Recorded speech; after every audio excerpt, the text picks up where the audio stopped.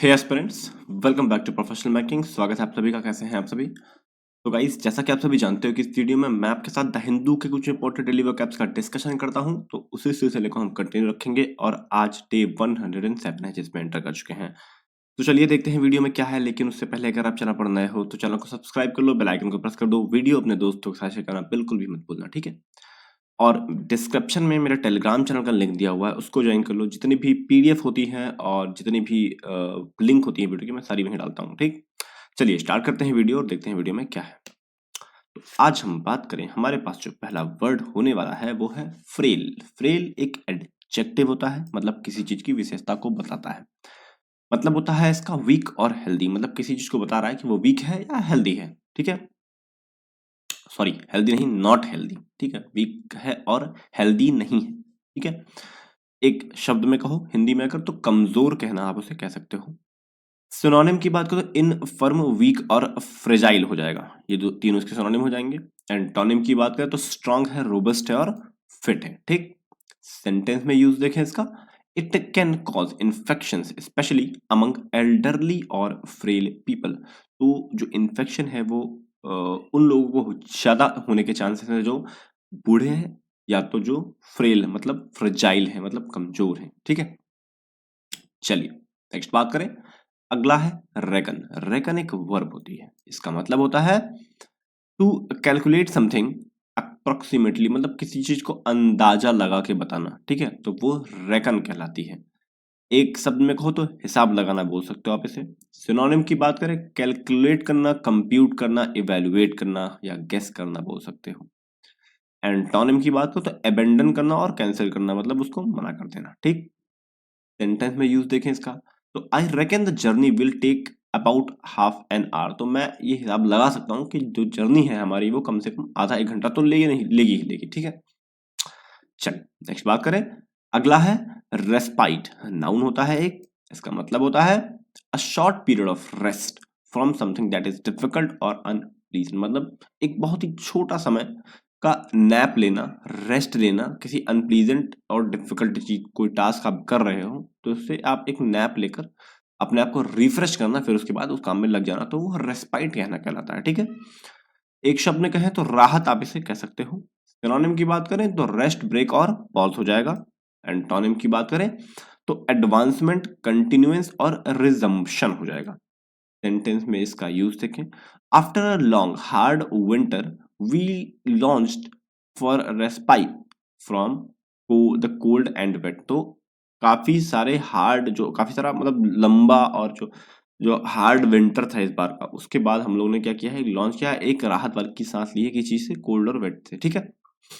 चलिए नेक्स्ट बात करें। अगला है इल्यूसिव। इल्यूसिव एडजेक्टिव होता है एक, इसका मतलब होता है not easy to catch, find और रिमेम्बर, यानी किसी चीज को आसान नहीं है पकड़ना, खोजना या याद रखना, तो वो इल्यूसिव कहलाता है, ठीक है? एक शब्द में कहें तो मायावी आप इसे कह सकते हो। सिनोनिम की बात करें तो इवेजिव हो जाएगा, स्लिपरी हो जाएगा और शिफ्टी हो जाएगा। एंटोनिम की बात करें तो क्लियर, कॉम्प्रिहेंसिबल और इजी हो जाएगा। सेंटेंस में अगर इसका यूज देखें तो after 10 games this session they still can't achieve that elusive win. 10 गेमों के बाद भी वो अभी तक ये जो गेम है, जो मायावी गेम है, उसे पा नहीं पाए हैं। जो एक विन है, विन जिसे कहते हैं जीत, ठीक है, उसे ढूंढने में असफल है, पाने में असफल है, ठीक है? चलिए नेक्स्ट बात करें। अगला है किनशिप। किनशिप एक नाउन होता है, इसका मतलब होता है feeling of being close to somebody because you have similar attitudes और कैरेक्टरिस्टिक्स। एक ऐसी फीलिंग किसी के साथ क्लोज होने की, मतलब जो आप लोगों का एटीट्यूड और आप लोगों का जो कैरेक्टरिस्टिक है मिलता जुलता हो, तो किनशिप मतलब आप रिश्तेदारी से आप जोड़ सकते हो कि आपके रिश्तेदार टाइप, ठीक है, आपसे मिलते जुलते हैं वो, तो रिश्तेदारी एक शब्द आप इसे कह सकते हो। सिनोनिम की बात करें तो रिलेशनशिप, रिलेटेडनेस और किंडर्ड कह सकते हो। एंटोनिम की बात करें तो डिस्टेंस, रिमोटनेस और हॉस्टिलिटी हो जाएगा। सेंटेंस में इसका यूज देखें तो he does not feel a kinship with the countries of his forebears, मतलब वो जो बंदा है, जो भी ही जिसको बोल रहा है, वो किनशिप मतलब अच्छा फील नहीं करता है जो उसकी फोर बियर, फोर बियर आसपास की जो कंट्रीज हैं उससे उनके रिलेशनशिप अच्छे नहीं है, ऐसा बोल रहा है, ठीक है? चल नेक्स्ट बात करें, अगला है हमारे पास डायस्पोरा। डायस्पोरा एक नाउन होता है, इसका मतलब होता है a large group of people who share a cultural and regional origin but are living away from their traditional homeland. जैसे एग्जाम्पल के थ्रू समझाऊं अगर मैं आपको, तो जैसे कई सारे इंडियंस अमेरिका में रहते हैं, तो वहां पे एक जगह है, वहां पे लोग सारे इंडियंस मिलकर रहते हैं, तो वो सब लोग एक साथ तो रहते हैं, एक ट्रेडिशनल को फॉलो करते हैं, कल्चर को फॉलो करते हैं इंडिया के, लेकिन अपने होमलैंड से बहुत दूर हैं, तो वो डायस्पोरा कहलाता है। ठीक है, एक शब्द में कहें तो प्रवासी आप इसे कह सकते हो, माइग्रेंट्स जिसे हम इंग्लिश में कहते हैं। सिनोनिम डिस्पर्सन हो जाएगा, डिसेमिनेट हो जाएगा और माइग्रेशन हो जाएगा। एंटोनिम की बात करें तो कंसंट्रेशन हो जाएगा, क्लस्टर हो जाएगा और असेंबली हो जाएगा। सेंटेंस में यूज देखें इसका, तो concept of diaspora originally refer to those Jews who lived outside Judea. मतलब जो डायस्पोरा का कॉन्सेप्ट है वो कहाँ से आया पता? तो ज्यूज थे वो जुडिशिया, जुडिशिया कहेंगे इसे, जुडिशिया में रहते थे, वहां से बाहर निकलकर कहीं और जाकर रहने लगे, तो वहां से डायस्पोरा का कॉन्सेप्ट निकल के। ठीक है, सॉरी सॉरी सॉरी। चलिए नेक्स्ट बात करें, अगला है प्रोपेल। प्रोपेल एक वर्ब होती है, इसका मतलब होता है टू मूव, ड्राइव और पुश समबडी समथिंग फॉरवर्ड और इन अ पर्टिकुलर डायरेक्शन। मतलब किसी चीज को आगे की तरफ पुश करना या पीछे की तरफ पुश करना, या किसी इंसान को आगे की तरफ पुश करना, पीछे की तरफ पुश करना, वो प्रोपेल करना कहलाता है। ठीक है, एक शब्द में ढकेलना या चलाना आप इसे कह सकते हैं। सिनोनिम की बात करें तो ड्राइव, थ्रो और थ्रश हो जाएगा। एंटोनिम की बात करें तो हिंडर, डिस्यूड और स्टॉप हो जाएगा। सेंटेंस में यूज देखें तो the wind propelled the boat through the water. तो जो विंड है उसने जो बोट है उसको प्रोपेल किया, धकेला है वाटर पे जो थी। ठीक है, वाटर के साथ बोल सकते हो। ठीक, चलो नेक्स्ट बात करें, अगला है डेमिट। डेमिट एक वर्ब होता है, इसका मतलब होता है रिजाइन फ्रॉम एन ऑफिस और पोजीशन। मतलब अपने पर्टिकुलर पोस्ट से रिजाइन कर देना, वो डेमिट करना कहलाता है। ठीक है, इस्तीफा देना, छोड़ना बोल सकते हो एक के शब्द में आप इसे। सिनोनिम की बात करें तो सरेंडर करना, क्विट करना और डिसओन करना। एंटोनिम की बात करें तो कीप रखना, होल्ड रखना और क्लेम करना उस चीज को। ठीक है, सेंटेंस में यूज देखें तो Rohan demat from his post after he was abused by his boss. तो रोहन ने अपनी पोस्ट को छोड़ दिया जब वह अपने बॉस के द्वारा अब्यूज किया गया, मतलब मिसबिहेव उसके बॉस ने उसके साथ किया। ठीक है, चलिए अगला है एसर्ट। एसर्ट एक वर्ब होती है, इसका मतलब होता है स्टेट अ फैक्ट और बिलीव कॉन्फिडेंटली एंड फोर्सफुली। मतलब एक किसी फैक्ट को या बिलीफ को बहुत ही ज्यादा कॉन्फिडेंट तरीके से कहीं पर प्रेजेंट करना, रिप्रेजेंट करना, बोलना, कहना, वो कहलाता है असर्ट करना। ठीक है, तो जानकारी देना आप इसे कह सकते हैं।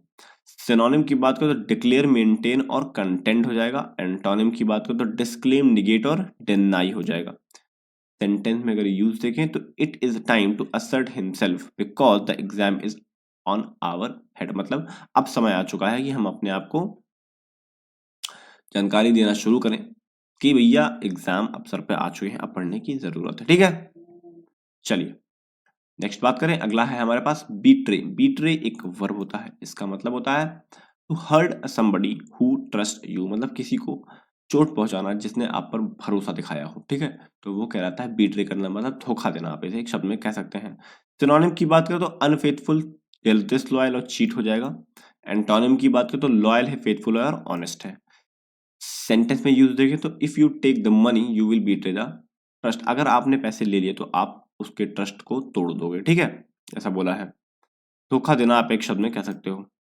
चलो अभी बात करें हम ईडियम और फ्रेजेस की, तो barking up the wrong tree. Barking up the wrong tree का मतलब होता है to be mistaken, to be looking for solution in the wrong place. मतलब गलती से जो आप जिस सवाल का आप जवाब खोजना चाहते हो वो गलत इंसान के साथ खोज रहे हो या गलत जगह पे खोज रहे हो। ठीक है, तो वो कहलाता है barking up the wrong tree. ठीक है, birds of a feather flock together. Birds of the feather flock together, इसका मतलब होता है people who are like alike और आर ऑफन फ्रेंड। मतलब जैसे कुछ ऐसे इंसान जिनकी कुछ आदतें मिलती हैं आपस में, अक्सर वो अच्छे फ्रेंड होते हैं। फॉर एग्जाम्पल मैं आपके और मेरे एग्जाम्पल को कनेक्ट करके दिखाता हूँ कि हम लोगों ने अक्सर ये देखा होगा कॉलेज ग्रुप में कि जो लोग सिगरेट शराब पीते हैं वो दोस्त बहुत जल्दी बन जाते हैं। 2 अलग-अलग बंदे हों और वो दोनों पीते हों अगर, तो दोस्त बड़े जल्दी बन जाते हैं। इंस्टेड ऑफ कि अगर कोई नॉर्मल बंदा है, जैसे हम लोग होते हैं नॉर्मल बंदे हैं, हम लोग नहीं पीते हैं, तो कोई और ऐसा भी बंदा मिले जो नहीं पीता हो, तो हम लोग को टाइम लगता है दोस्ती बनाने में अपनी,